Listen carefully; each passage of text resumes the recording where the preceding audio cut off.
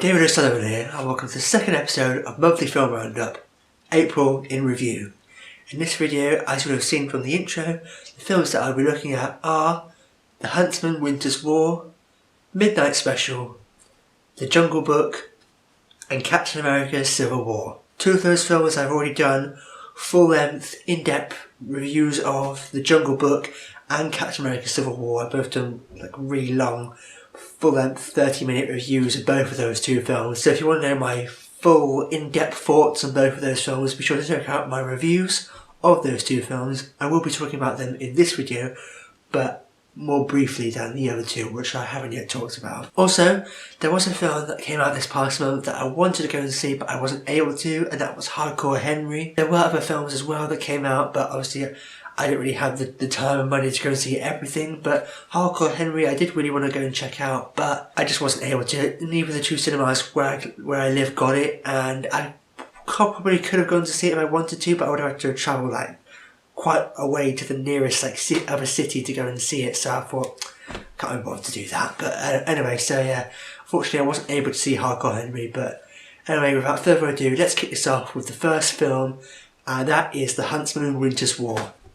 Huntsman, Winter's War is the kind of prequel, sequel, follow-up, spin-off kind of thing to the Snow White and the Huntsman film that came out back in 2012. And if any of you have read my review of Snow White and the Huntsman, I'm not sure if anyone has or not, I'll put a link down below. Anyone who has seen that review will know that I didn't really care for the film at all.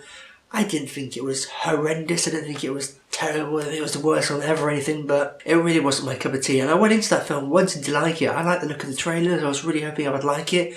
And it's not the fact that it was something different, because I like it when the films try to do something different, but really I think they should have just kept it true to the original. And from The Jungle Book, I think that just shows that when you keep it true to the original and it's more kind of faithful to the original classic Disney film, it always turns out a lot better. With Snow White and the Huntsman, they tried to completely change it up and do something completely different, and it just didn't really work at all in my opinion. I mean, it was alright, it was okay, but did there need to be a sequel? No, not really, not at all in my opinion. I mean, maybe if the film was really popular, if it made like $1 billion at the box office, if everyone was like clamouring for a sequel. But not only did I think it wasn't a very good film, but it didn't even do that well, I don't think. I mean, maybe if it got a load of money at the box office and everyone loved it, it would be understandable why they would do a sequel. But I don't really understand why they decided to do a sequel, because not only was it not a very good film, not many people even liked it or went to see it, so I don't really get why they decided to do a sequel. I just don't understand. And for me, the sequel was I mean, it was okay. I mean, first off, I went into this film wanting to like it. I had, despite being disappointed with the first film and underwhelmed what we got there, I still had a small shred of hope that this film could be good.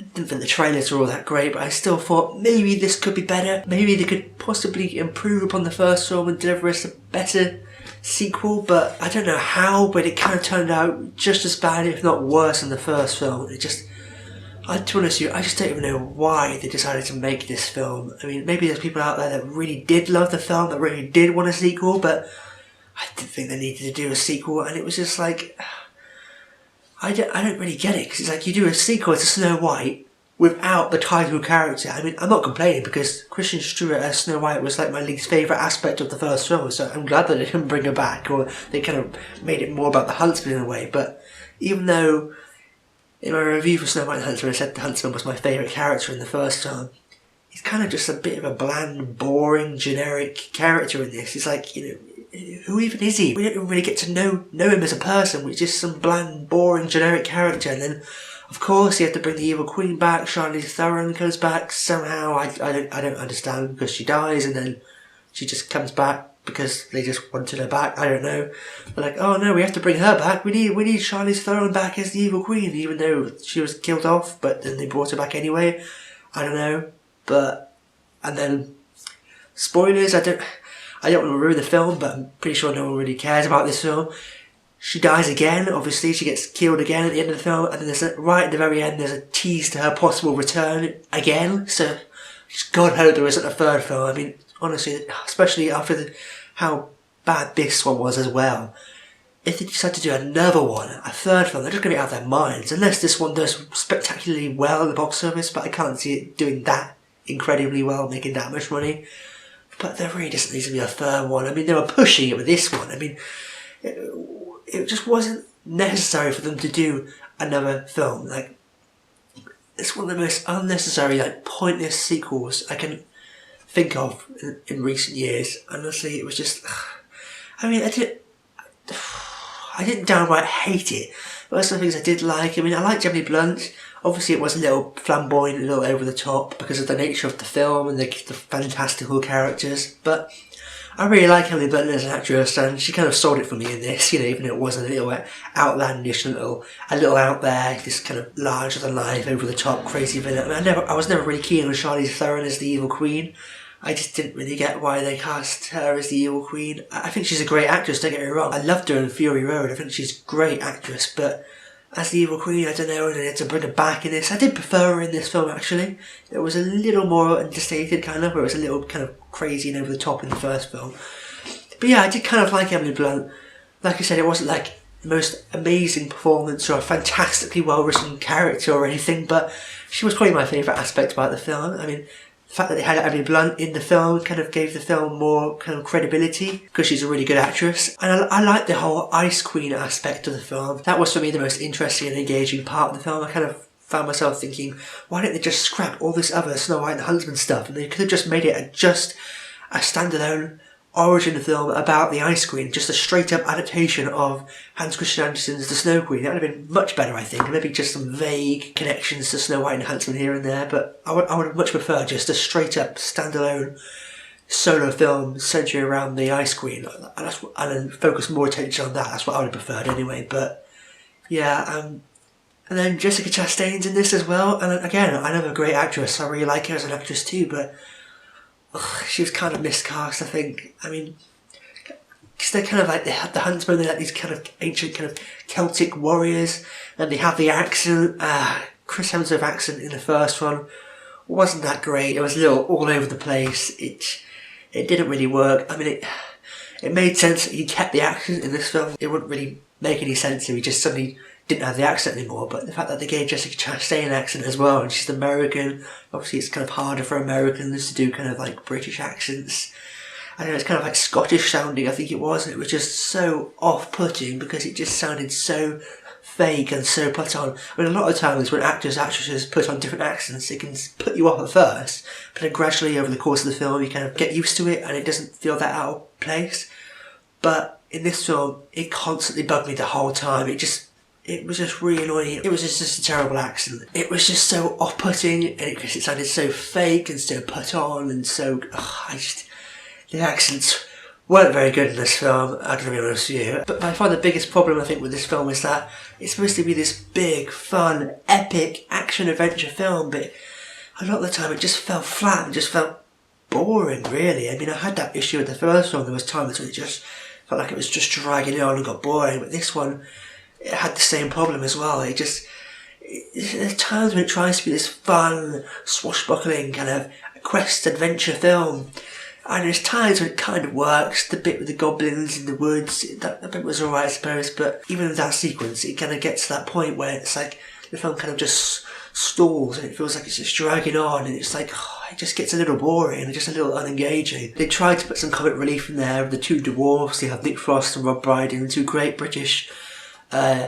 comic actors, and even they couldn't save this film. They tried so desperately to shoehorn and force this kind of comedic element in there, and it kind of worked, I suppose, but it wasn't really that funny, and it just felt like it was just put them there just because they're like, oh, we need to have the comic relief, here we go, here are these two characters. It didn't really work. It felt like it was just kind of forced, like it was just shoehorned in there because they were like, oh, we need some comic relief every now and then, here we go, here are these characters giving us some kind of humour every now and then, and it didn't really work because it felt like it was just forced and just put in there just for the sake of them having some comic relief every now and then. But even that couldn't save this film, even though I like Nick Frost and Rob Brydon. They did the best they could with what they had, but it still didn't really work for me. So overall, as you may have gathered, I didn't really care for The Huntsman Winter's War. It wasn't a horrendous, disastrous, terrible film, but it wasn't a good film. It was just as bad, if not worse, than the first one. I didn't mind the first one. It was okay, I suppose. I didn't think it was very good. I didn't like it, but it was harmless. You know, it was like, we got the film. I didn't like it, but then it was out of the way, but then they decided to make a sequel to that. I'm like, why? If it made loads of money at the box office, made like $1 billion at the box office, I would understand, but it didn't. So I was like, why did they even bother making a sequel to that film? I just felt so pointless and unnecessary. You know, just overall, I thought this film, it had mostly unengaging, uninteresting plot, characters that were just bland and dull and boring and just one-dimensional, and it just felt cliche. It got a little boring at times, so really I can't recommend this film. Maybe if you're a big fan of the first film, you'll like this film and think it's alright, but I didn't think that it was that great. So really, that's all I have to say. The Huntsman Winter's War. I'm headed straight for the castle. They wanna make me their queen. What are you gonna do? Be the hero who defeats the mirror and saves the entire kingdom? I pretty much. Castle, castle, castle.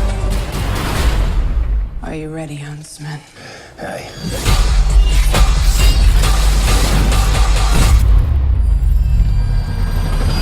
I'm stronger than all of you. Shall we find out? I'm headed straight for the castle. The story before Snow White. Okay, so the next film is Midnight Special, directed by Jeff Nichols, starring Michael Shannon, Kirsten Dunst, Joel Edgerton. This film, if you haven't heard of it, it's like a kind of sci-fi film, but more of a kind of a low budget, kind of independent sci-fi film. It's more of a kind of like smaller, understated kind of a sci-fi thriller kind of film. It's kind of in the vein of kind of a Close Encounters of the Third Kind and E.T. kind of thing. Yeah, there isn't really a lot to say about this film, because if you've watched any of the trailers, you can tell it seems like a very secretive, mysterious film. They're keeping a lot kind of secret. The trailers don't really show a lot, so it's kind of very mysterious kind of film from the marketing standpoint anyway. And I went into this film really hoping I would like it. I really love kind of low budget kind of indie sci-fi thrillers when they're done really well. And overall I did like Midnight Special. Was it as good as I was hoping it would be? Not really. I mean, it definitely wasn't a bad film, not by any means. It was definitely a good film and I did really like it. But I don't think it was as great as it could have been. It felt like there was a lot of potential there, and it didn't really fulfill the maximum potential it had going for it. And that's not to say that I wanted this big, epic sci-fi action movie, not at all, because I knew it was going to be a very low budget, small scale, kind of independent sci-fi thriller kind of film, and I really like those kind of films, and that is basically what we got. But I just felt like they could have done it a bit better than they did. Like I said, not to say that it was a bad film, it was a good film I thought, and I did like it, but I think they could have pushed it a bit further in certain parts. Well, really, it's a hard one, because I was watching the film and I was really struggling to make my mind up with it. There was times when I was really on board, really engaged, and I was really loving it. There was times when I was I kind of lost interest a little bit. I was a little unengaged and I didn't think it was that great. But on the whole, I did like it. Like I said, coming out of the film, it was a difficult one, because it's rare I come out of a film not really having made my mind up. Usually I'm like, yes, I definitely liked that. I really loved that. It was definitely a great film. Or, no, I didn't like that at all. It wasn't a very good film. But this film, I'm kind of like, it's difficult. I'm still making my mind up, and it's rare that happens. I've only seen it once, but it feels like it's the kind of film that you need to see at least twice so as to make your mind up on it, because it's such a kind of mysterious, secretive film. There's so much you don't know going in that a lot of it is unexpected. It does take you by surprise, and as a result, there's some bits that are kind of hard to take in, whereas maybe the second time round you'd be able to accept them a lot better. I don't know, because the ending, there's a big kind of revelations thing that happens at the end that might throw a lot of people off. It kind of threw me off. I was still on board with the film, but I don't know, because it's a difficult one to say. I'm not really sure. I think the majority of people have liked the film, but I think there'll be a lot of people out there that might be a little thrown off by certain things that happen and might kind of be not on board with the film anymore. I was on board the whole time, but I feel like it could have been better. You know, it's not to say that it wasn't a good film, it was. I feel like they could have pushed it a bit more. And I'm not really familiar with the director's work all that much, but I was thinking, oh my god, imagine what a director like Spielberg, or a director like maybe even J.J. Abrams, or even Rian Johnson could have done with this film. I really feel like if one of those directors had their hands on this film and this concept, they really could have like given us something more impactful and more kind of, I don't know, because I understand, like I said, I understand it's not meant to be this really big thing, but I really feel like a director like Spielberg or J.J. Abrams or Rian Johnson could have done a much better job like this, made it even more impactful and more kind of entertaining to watch. That's not to say that I didn't like the film, because I did. It's just, like I said, I wasn't, you know, completely engaged the whole time. I think the biggest issue I have was that it did feel quite slow paced.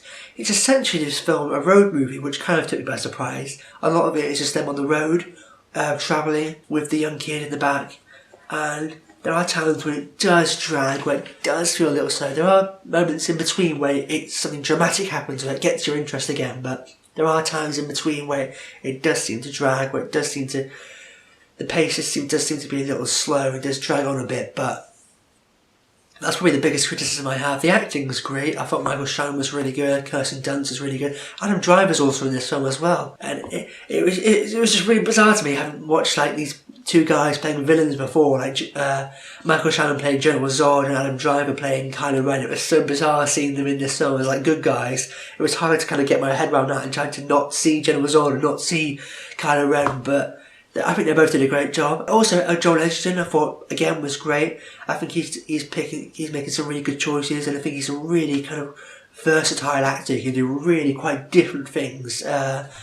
And yeah, he was great. And I think the kid was actually really good as well. I can't think of what his name was, but the young actor who played the little boy in this film, he was really great, because there was a danger if the young kid wasn't a good actor, it could have like really taken you out of the film, really ruined the film. But he was probably one of the best actors in the film. I mean, I think his performance was one of the best performances in the film, probably the most convincing performance, and that was just a testament to how good of an actor that kid was, because it was a really quite challenging role, because he's this young, innocent, naive child, but at the same time he's got this power inside of him. So he kind of plays both kind of innocent and powerful at the same time, and he perfectly captured that, because there's times when you kind of feel for him, like he's like this innocent kid being preyed upon, and there's times when you're like quite scared. It's like, oh, it's quite intense and dramatic, this power that he has that he can't control. And I thought the little boy, he really nailed it in this film. He did a great job as that character, and really helped to sell it to us. So yeah, on the whole, I didn't think this was an amazing film. I think it could have been better if they pushed it a bit more. Like I said, if a director like Spielberg or Abrams or Rian Johnson had his hands on this film, I think we could have got something a lot more exciting. But on the whole, I did think it was a good film. There are things that happen near the end of the film that might throw some people off. But on the whole, I thought it was a really cool, fun, interesting, quirky, kind of different, independent sci-fi thriller film that I would recommend going to see and to check out. So yeah, Midnight Special. What if Alton doesn't belong with us? You don't know that. That's remarkable. I know where they're going.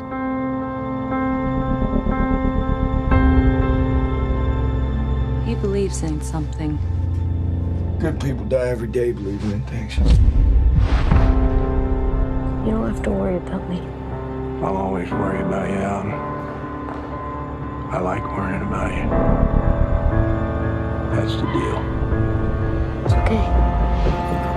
I know why I'm here.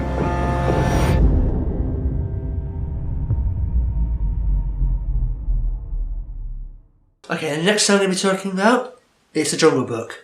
Directed by Jon Favreau. The Jungle Book is a live adaptation, kind of reimagining of the classic Disney original. As I said, The Jungle Book is one of the films that I've already done a full-length review of, so if you want to know my full in-depth thoughts on the film, be sure to check out my Jungle Book review. But in short, I thought The Jungle Book was just great. It was everything I wanted from a new reimagining of a Jungle Book movie. It had everything there that I think it needed to have. It had the heart, it had the humour, It had the emotion, it had the action, the adventure, the excitement, the visuals. It was just stunning visually. It just looked so great. I don't know how they did it, but it just from a visual perspective, it was a miraculous achievement, I think. And everything was just so fantastically well realised. We had all the animals there, the locations, the voice performances I thought were great all around. Ben Kingsley as Bagheera, Bill Murray as Baloo, Christopher Walken as King Louie, and the Neil Setti, I think it is, the young kid playing Mowgli. He was terrific as well, so I was worried about him, but he did a great job and he really sold it in the role. And yeah, it had everything there. Like I said, I wanted from a Jungle Book movie. I was worried it wouldn't live up to the hype because I was really anticipating the Jungle Book just as much, maybe even more so than like Civil War, because I just grew up with the classic Disney original. I loved that as a kid. I still love it now, but I was so impressed with this new Jungle Book movie. I was just bowled over because I was so worried we'd get like another Maleficent or Alice in Wonderland where it just really missed the mark and didn't work that well at all. But it was great. I think other future Disney live-action adaptations should take a note from the Jungle Book and in keeping it true to the spirit and essence of the original, whilst at the same time making changes that aren't detrimental to the original story but improve upon the story. And I think that's what the Jungle Book did, and what it did so well. It was a reimagining, but it stayed true in spirit to the classic original, whilst at the same time making changes that just enhanced the story and just improved upon the film overall. And I just had a great time with the Jungle Book. I thought it was so much fun. I just absolutely loved it, so I couldn't recommend it more. Just, there we go, The Jungle Book. He will stop at nothing until he has this boy. If anything happens to that kid, I'll never forgive myself.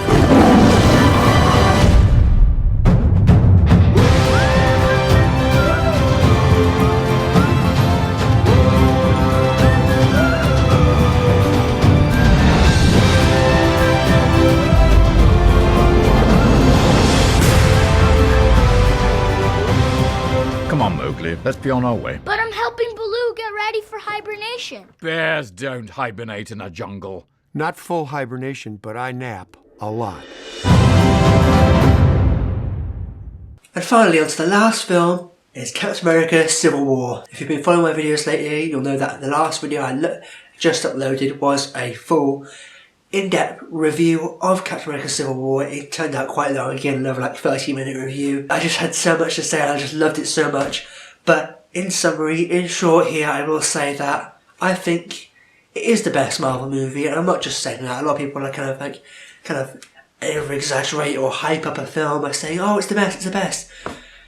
You know, I don't usually say that. I think, for me, this is the best Marvel movie because it's what I've always wanted to see from Marvel, how they're able to go deeper into these characters. They got to explore these characters more than they ever have done before. It was more serious, more dramatic, but it still had the humour and the entertainment there that made it just so much more enjoyable to watch. It had this just amazing action set pieces and just this incredible, extraordinary action sequences in the film. I also really liked how realistic it felt. It felt like, even though it was this massive, big, epic action movie, it felt so personal to these characters as well. It had so much more depth and drama than I think any other Marvel movie has had. And I think that's just such a testament to Marvel and how well of an understanding they have of these characters. The characterization was just fantastic. Every single character was so well presented and so well written and so well performed by the actors. Honestly, there was no dud character. Every single character was so well written and so well portrayed by all the actors. And yeah, I just have next to no criticism of Captain America Civil War. It's probably my favourite Marvel movie to date. And like I said, I'm not exaggerating on how great this film is. I am a big Marvel movie fan, but really my favourite comic movies of all time are DC movies, like the Dark Knight trilogy, V for Vendetta, the original Superman film. There are some Marvel movies like Captain America the Winter Soldier and the Avengers, but really, it's a lot of DC movies, even though I'm just saying I'm more of a Marvel movie fan. But Captain America Civil War is probably the first film in like 8 years that I'd consider putting in my top 3. Honestly, I'm considering putting it just below Dark Knight and Batman Begins. I'm going to have to see it a third time. I'm definitely going to be going to see it in IMAX. I can't wait to see it again then. But yeah, overall, I think Captain America Civil War was the best Marvel movie yet. It gave me everything I wanted. It was deeper, in terms of kind of exploring the characters and understanding who these people really are deep down underneath. I had the story there that was so well crafted and how it incorporated all these characters into the plot in a way that felt natural and it made sense. It was really kind of realistic and intense and dramatic and serious, which I liked. You had the same kind of thing from the Winter Soldier there, whilst at the same time maintaining the humour that Marvel's known for. That just really worked so well. Honestly, it did everything fantastically well, in my opinion. So, yeah, there you go. Captain America: Civil War. This doesn't have to end in a fight, Tony. You just started a war.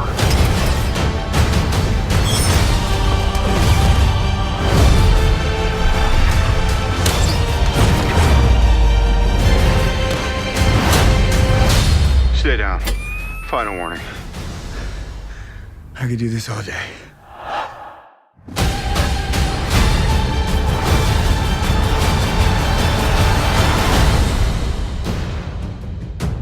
All right, I've run out of patience. On to roost! Hey everyone. So there we go, that wraps up this latest instalment in Monthly Film Roundup, April in review. And overall, again, it was another little bit of a mixed bag. Out of the films that I saw anyway, there were some fantastic, amazing films in Civil War and The Jungle Book. But then we got things like Hunter and Winter's War, which wasn't really good at all in my opinion. And Midnight Special, which I thought was pretty good. It was kind of like, you know, it wasn't either amazing or terrible. But for me, my pick of the month, obviously it has to be down between Captain America: Civil War and The Jungle Book. And this is a really difficult one. I still haven't really made up my mind because I think The Jungle Book is a film that appealed to more people in the sense that anybody can enjoy that film, I think. Whereas Civil War, I think it will appeal a lot more to comic book movie fans and Marvel movie fans. And I think you can still enjoy it even if you're not necessarily a fan of comic book movies, but I think you will get a lot more out of it if you're a die-hard Marvel movie fan. I think you can still understand the film and still watch it and still follow it even if you're not a fan of the Marvel movies. But really, you kind of really need to have seen a lot of the other Marvel movies to really get a lot out of it in investing with these characters and being emotionally engaged and understanding what's really going on from the bigger picture and referencing past films and that. So really, if it's down to like what film is the most entertaining and enjoyable for just the general audience, depending on whoever could see the film, I think it would have to be The Jungle Book, because I think that's a film that can appeal to just a mass audience. It doesn't matter who you are, what age you are, I think anybody could enjoy that film. So, as much as I love Civil War, and Civil War may be just a better film, they're both great films, they're both just amazing. It's hard to compare them with one another. They're probably both going to be my best films of 2016 at the end of the year. I can't say for sure yet, because it's quite early on, but I love them both.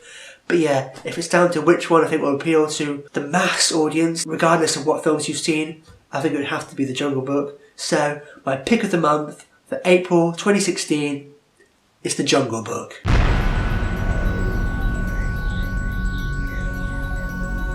And there we go, that wraps up my monthly film roundup for April. Like I said, if you want to know my full-length, in-depth thoughts on both The Jungle Book and Captain America: Civil War, I have 2 half-an-hour film reviews for both of those films. If you want to know about every single aspect about the film that I liked, be sure to check out those 2 reviews. But if you like this video, make sure to click subscribe to see more. But for now, I've been David O'Sullivan. I'll see you next time.